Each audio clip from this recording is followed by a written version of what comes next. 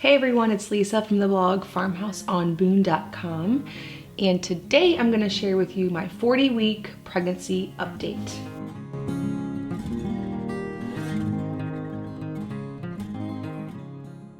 Today is my due date.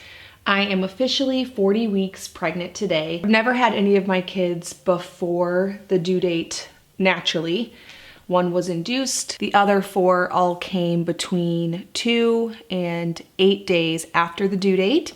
So I fully expected to go all the way to my due date, and I'm really glad to have done so because my midwife was out of town over the weekend. And whenever she told me, she was like, I'm really sorry, but I'm gonna be out of town from the 12th through the 15th. And I'm like, honestly, it's probably fine. I've never gone into labor that early. I promised last week in my 39-week update that I would revisit some of the questions that I didn't get to from my Instagram Q&A. So I'm gonna do that, and then I'm gonna go into a little bit of research on due dates that I like to do, usually around this time in my pregnancy. In case you find that interesting, you can stay all the way to the end. Now, as far as any updates on my pregnancy since last week's update, there really is nothing to report. I feel the same. Baby's still in the exact same position.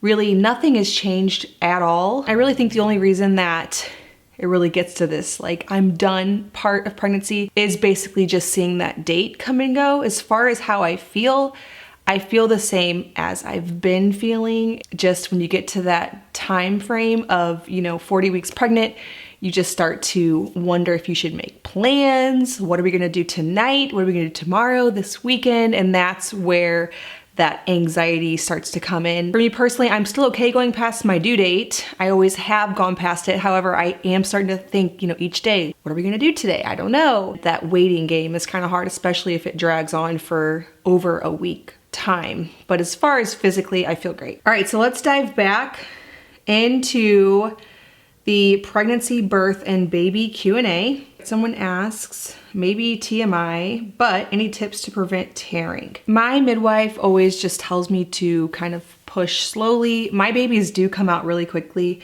and the last 3 have all been over 8.5 pounds, and I did not tear.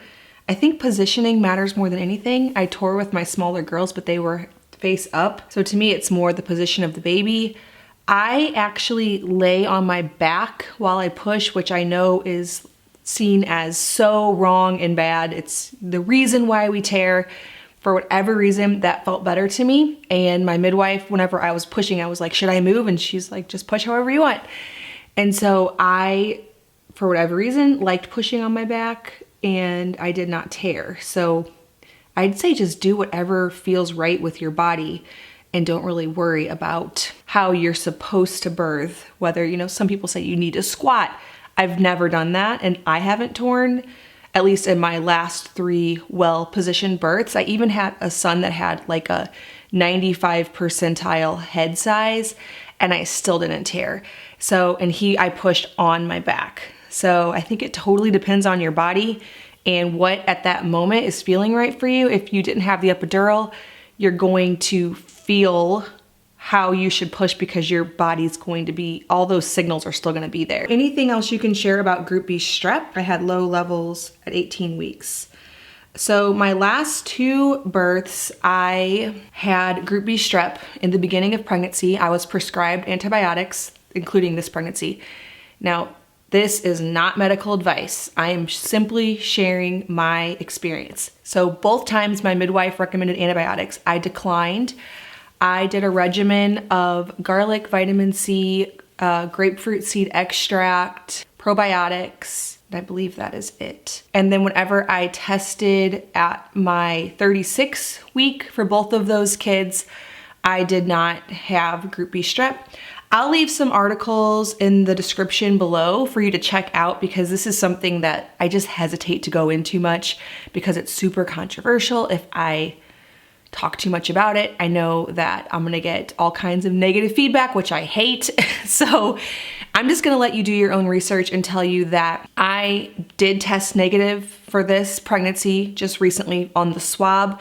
Early in my pregnancy, I tested positive which they count as a UTI, I decline antibiotics. With Micah and with this one, same story, and I never took the antibiotics. Do you find delivery easier or harder with each baby? I actually had a few questions like this. One person even asked if it wasn't painful anymore. I will say that the hardest was the first baby, and I think that's common for whatever reason, but after that, so 2 through 5, all felt the exact same. I don't see how it got any easier. You still have to go with a cervix that is 0 and it has to dilate all the way to a 10. And that usually in labor is the part that is the most uncomfortable, is the dilation, not necessarily the pushing in my experience. Now the pushing is it's another thing entirely. But the way the human body works, I think a lot of people actually do believe that women like stay, you know, damaged from that. They don't. It's a muscle and it goes back. And so it's the same each time. It does not get easier just because you've had more. I think it's pretty widely known at this point that vaginal birth does not damage a woman, but I have heard women still say that they get a C-section to avoid that damage, which is so not true. It definitely goes back, and so you still have to push the baby out, and it's the same. And I've heard that from mothers of many. It does not get easier. What will you miss most about being pregnant once the baby's born? I always miss the movement. It's just such an interesting thing to be pregnant and feel a human moving inside. That always is what I miss. Now, as far as what I won't miss, I always really get excited about wearing normal clothes and just, you know, like a high-waisted pair of jeans. I'm looking forward to that. Have you ever experienced postpartum anxiety or depression? I haven't, and I really hope I don't. I just have too much to do to have to deal with that, so I really hope that I don't. So far, so good. If that would happen, I'll be asking you guys your opinions on what to do about that. How will you cope childcare-wise during delivery and just after? This totally depends on when I go into labor. So if it's overnight, we probably won't get any childcare. If it's during the day, we'll either have one of the grandmas come over or, you know, Luke will be here and so he can take them outside. I'm the type of person that doesn't really require a whole lot of assistance during labor from him. I actually really like to be alone. In the past, it's been a grandparent coming over. And so hopefully that's what we'll be able to do again, or it'll be overnight. Have your pregnancies affected your nursing duration for your previous babies? I really don't know because I always get pregnant around 15 to 18 months and they do usually wean in that time, but it's also hard to know if it was from the pregnancy or if it was just getting to the end of their nursing time. I personally have had no trouble nursing. We've never had to use any formula for any of them, but it doesn't extend very long. So I've never nursed a baby till 2. I think the most I've nursed is 20 months. So if that's something you really want to do, pregnancy could affect that. I don't really know if it did for me or not. Have you experienced diastasis recti? And if so, do you try to heal in between babies? I have it bad. However, I've done nothing for it. So take that for what it's worth. I should, but I haven't. I know that there's exercises you can do. I've just never been diligent enough to do them. And so, yes, I have it. I will continue to have it until I decide to take that more seriously. Any experience tips with breech babies or posterior? I had one that stayed breech till 37 weeks and then flipped. So I've never had to do anything. This one was positioned at 28 weeks, I believe, transverse, but everything has always worked out for me. I do recommend the website spinningbabies.com if you continue to have that problem, but I wouldn't worry at 26 weeks. That is too early to worry. They had me worrying at 28 and that's just crazy because it takes longer than that to get into position. How do you manage the newborn stage with a large family? I do a lot of baby wearing and co-sleeping and it helps to keep the baby, you know, away from the little kids and just to kind of put them back in for that 4th trimester, as it's called, where they just really want to snuggle up. I find that if I don't fight that, it actually goes a lot smoother because it seems like all babies just want to be held constantly. Someone asked, how do you avoid baby getting used to falling asleep while breastfeeding? I do not avoid that. I tried that with my first baby. That is such a lie that that is a bad thing. and it makes your life like so terrible to have to worry about that. And it kind of ruined my not my relationship with my first child. It ruined my experience having to worry about that with my first child. I do not worry about that. That is how I get kids to sleep until they're probably like 1. And then whenever I get over it, they eventually learn to go to sleep. What gender is your mama gut telling you? I talked about this in my last video. My mama gut is terrible. It's the worst. I always guess wrong. I don't have a mama gut, so you don't want to know what I think because it's probably wrong. Is there controversy about home births in your state? I'm in Georgia and it's a problem for CPM midwives. I don't believe that there is in my state. I could be wrong on that. But the midwife that is coming to do my home birth is a CPM, not a CNM. And that is what you're referring to because the CNM has more qualifications. And so I guess it must not be. Okay, this is one I haven't talked about in a while. You mentioned you get varicose veins in pregnancy. Do they hurt? They did with my first 3 until I figured out the magnesium trick. So visit my supplements video where I go more in depth on this, but not at all. My varicose veins have not hurt at all. With this pregnancy, my 5th pregnancy, and I believe my 4th, I had this figured out. It's all the magnesium. It works so well, I swear by it. Are you good about keeping milestones in baby books? Absolutely not. Even when I had 2 kids, I couldn't do that. I'm terrible. Does your daily routine tend to switch as you near the end? Not pregnancy, but it will switch with the baby, and I don't even know how it will because I haven't had a baby in 2 years, and I always seem to kind of forget what it's like. Lots of questions about labor pain. I talk about this in my 39-week update and in Micah's birth story, so I'll link those below so you can check them out because I already go into depth about the Bradley method and all of that. Okay, would you consider trying to deliver a breech baby naturally? I have not researched that a ton because I haven't been up against it. I want to think that if I had a frank breech baby, so where the baby's folded in half and butt first, I would probably research into figuring out if there was a doctor at a hospital near here who would do it. I wouldn't do it at home, that's just my risk tolerance, but I'm pretty sure I would try everything else to get the baby to move, and then I would definitely consider it. I have not researched it. I would definitely be reading tons of studies into the outcomes and the percentages.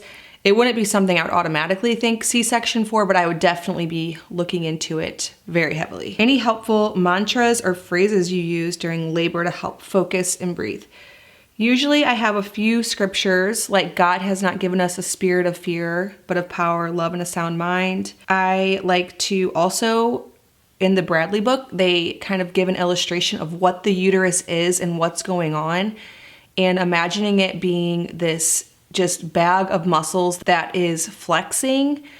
And the whole visualization they give you in there is really great because it makes you realize that it is not something unusual happening to your body. It's your body doing what it should do. This is not the kind of pain like breaking your leg that shouldn't happen. This should happen. And so it helps you to have a visual on working with your body and it's doing what it's supposed to do. So read that book. I'll link it below if you want more on that.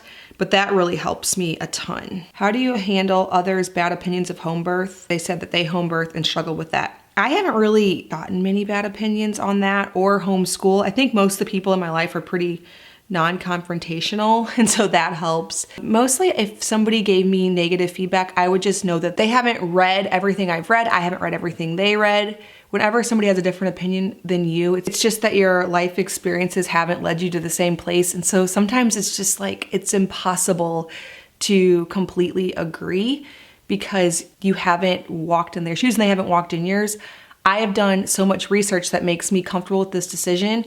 And unless they're gonna go and actually read everything that I've read, how could we ever agree on that? So I guess I would just say ignore it. I mean, take it for what it's worth, but ignore it. Do you get anxious about the newborn stage at all? It's awful. It really was only awful for my first baby, and that was because I thought that I needed to get her on a certain schedule. I worried about what to feed her. I read all the books, and then by the other ones, I just did whatever I wanted. And the newborn stage was really, really enjoyable. It's one of the easiest stages of all, in my opinion, now after having, you know, toddlers, mostly just toddlers. I find newborns to be pretty easy, but I do think that's just from not taking all the advice, and I was so worried about spoiling her, and it was just a mess because I was listening to everybody else's opinions on how you should have a newborn and raise them. And once I just was like, I don't really care. They'll eventually grow up and sleep through the night and, you know, fall asleep without nursing and eat whatever. It was so much easier. Lots of breastfeeding tips. Honestly, I just had really good luck with this. I never had any issues. Now, Micah had a tongue tie that he had to get reversed. That was pretty bad. Even still, he latched right on. It was a little bit painful. I guess my advice would be to nurse on demand. So that's just what I did. I just nursed them whenever they wanted. Even if that meant every hour, they just latched on constantly. It was fine. And I did not supplement. Does your body heal as well after so many babies as it did the first or second time? Yeah, I feel like healing's been pretty easy. Now, the one thing I will say is I have terrible afterbirth pains. So my afterbirth pains when my uterus is contracting back down to its normal size are maybe possibly worse than labor. I have to keep doing my Bradley method for like 3 days. And so I guess that's one thing that makes healing kind of difficult for like 3 days because it really hurts. But other than that, I recover pretty well. And I would say recovery's been probably easier with these last few than they were my first couple because I had stitches with them. How do you slow down and not get busy again straight away after birth? I take off like completely, lay in bed for 1 week.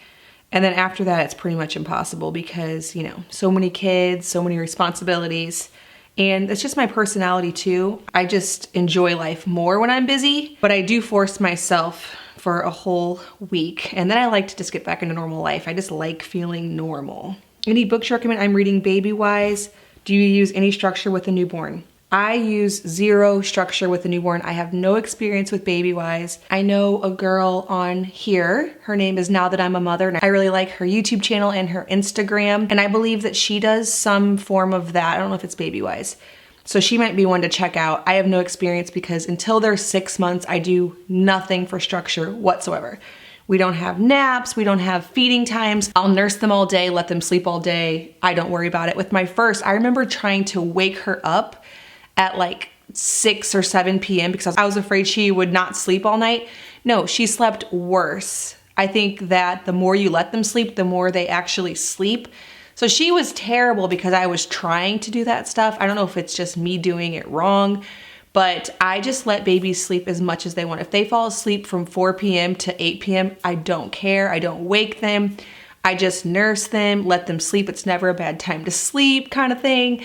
And then around 6 months is when I start thinking about maybe creating a schedule, only because of my own sanity, not because I'm worried that they're gonna never sleep again. They always do. I think the reason that the newborn phase is easier for me, at least has been in the past, hopefully this one is too, is because I don't do any structure at all with a newborn. I think that is it for now. Hopefully I didn't miss any that were really great, but I think I answered most of them between this week and last. Now we wait. I've been asked by some people when my guesses are when the baby will come, and I wouldn't be surprised if the baby came today or next week this time. So basically that's all to say that I have no clue, and we'll just have to see. Now this morning I was doing some research on due dates.